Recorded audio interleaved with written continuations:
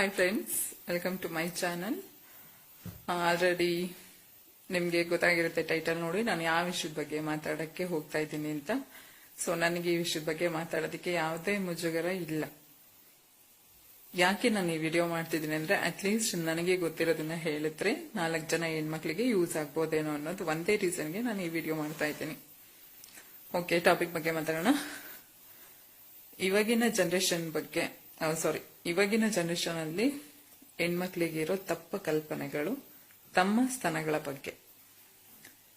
ಏನಪ್ಪಾ ಅಂದ್ರೆ, ಒಂದು ಹೆಣ್ಣು ಯಾವಾಗ ತನ್ನ ಬಾಲ್ಯಾವಸ್ಥೆಯಿಂದ ಅತೀವ ಆರ್ಯಕ್ಕೆ ಕಾಲಿಡ್ತಾಳೆ ಅವಾಗ ಅವಳ ಬಾಡಿಯಲ್ಲಿ ಹಾರ್ಮೋನಲ್ ಚೇಂಜಸ್ ನಿಂದ ಆಕೆ ಸ್ತನಗಳ ಬೆಳವಣಿಗೆ ಆಗ್ತಾ ಹೋಗುತ್ತೆ. ಯಾವಾಗ ಒಂದು ಏಜ್ ನ ಕಂಪ್ಲೀಟ್ ಮಾಡ್ತಾಳೆ ಅವಳು, ಏಜ್ ಮೀನ್ಸ್ ಹದಿಹರಿಯದ ಏಜ್ ನ ಕಂಪ್ಲೀಟ್ ಮಾಡ್ತಾಳೆ, ಆಗ ಅವಳ ದೇಹದಲ್ಲಿ ಆ ಸ್ತನಗಳು ಒಂದು ಗಾತ್ರ ಒಂದು ಆಕಾರ ಅನ್ನೋದನ್ನ ಪಡ್ಕೊಂಡಿರುತ್ತೆ.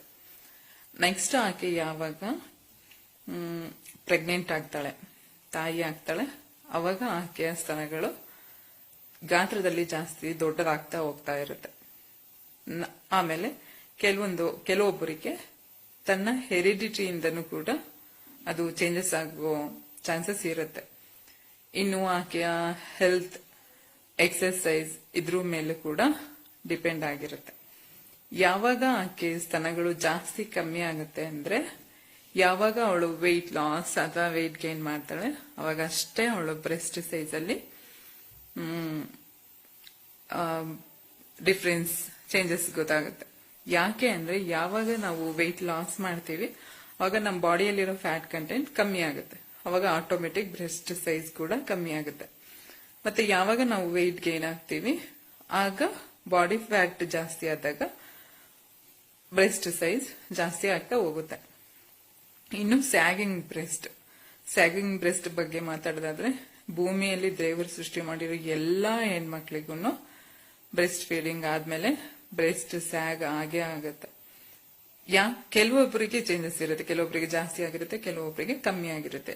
ಏನಕ್ಕಪ್ಪ ಅಂದ್ರೆ ರೀಸನ್ ಬಂದು ಯಾವಾಗ ಹೆಣ್ಮಕ್ಳು ಅವರ ಬಾಣೆತನದಲ್ಲಿ ಕೆಲವರು ತುಂಬಾ ಸ್ಟ್ರೈನ್ ಆಗಿರ್ತಾರೆ, ನಿದ್ರೆಗೆಟ್ಟಿರ್ತಾರೆ, ಆ ಟೈಮಲ್ಲಿ ಮಗು ಅಳುವಾಗ ಏನ್ ಮಾಡ್ತಾರೆ ಅಂದ್ರೆ ಕೆಲವೊಬ್ಬರು ತಾಯಿಯಂದ್ರು ಮಗುನ ತನ್ನ ಪಕ್ಕದಲ್ಲೇ ಮಲಗಿಸ್ಕೊಂಡು ಆಕೆನೂ ಮಲ್ಕೊಂಡು ಬ್ರೆಸ್ಟ್ ಫೀಡಿಂಗ್ ಮಾಡ್ತಾರೆ.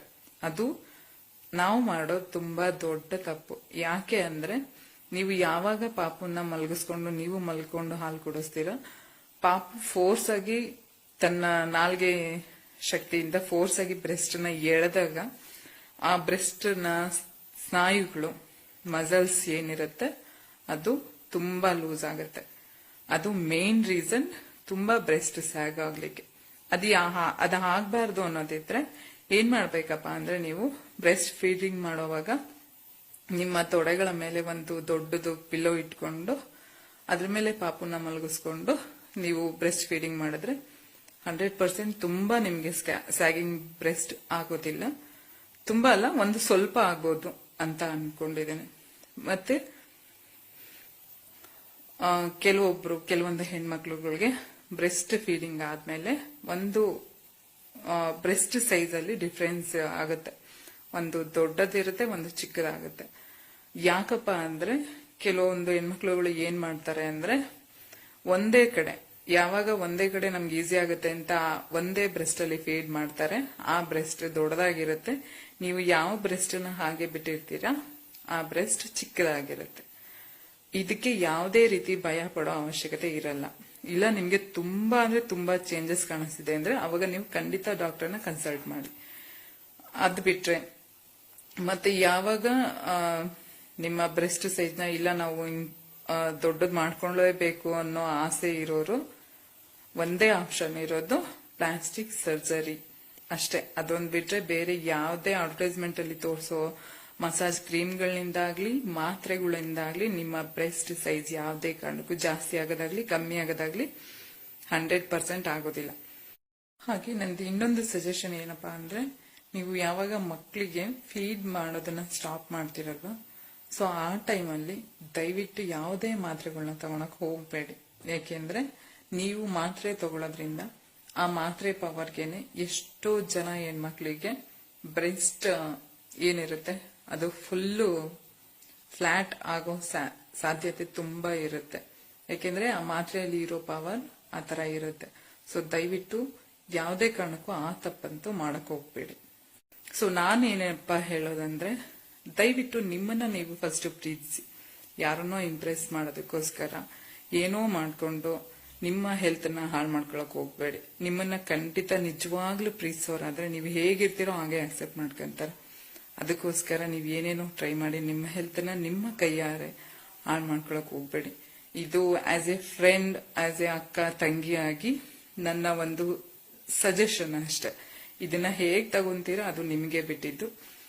ದಯವಿಟ್ಟು ನನ್ನ ವಿಡಿಯೋ ನೋಡಾದ್ಮೇಲೆ ನನ್ನ ಚಾನೆಲ್ನ ಸಬ್ಸ್ಕ್ರೈಬ್ ಮಾಡೋದನ್ನ ಮರಿಬೇಡಿ. ಪ್ಲೀಸ್ ನನ್ನ ಚಾನಲ್ ಸಬ್ಸ್ಕ್ರೈಬ್ ಮಾಡಿ.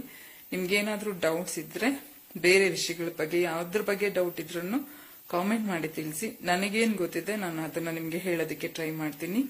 Thank you so much. Thank you for watching my video. Love you all. ಇದು ನನ್ನ ಫೈನಲ್ ಲಾಸ್ಟ್ ರಿಕ್ವೆಸ್ಟ್. ಯಾರು ದಯವಿಟ್ಟು ಕೆಟ್ಟದಾಗಿ ಕಾಮೆಂಟ್ ಮಾಡಬೇಡಿ. ನನಗೆ ಏನ್ ಗೊತ್ತಿದೆಯೋ ಅದು 4 ಜನಕ್ಕೆ ಹೆಲ್ಪ್ ಆಗ್ಬೋದೇನೋ ಅಂತ ಈ ವಿಡಿಯೋ ಮಾಡಿದ್ದೀನಿ. ಎಂಕರೇಜ್ ಮಾಡಲಿಲ್ಲ ಅಂದ್ರೂ ಪರವಾಗಿಲ್ಲ, ನೆಗೆಟಿವ್ ಕಾಮೆಂಟ್ ಮಾಡಿ ಡಿಸ್ಕರೇಜ್ ಮಾತ್ರ ಮಾಡಕ್ ಹೋಗ್ಬೇಡಿ ಪ್ಲೀಸ್.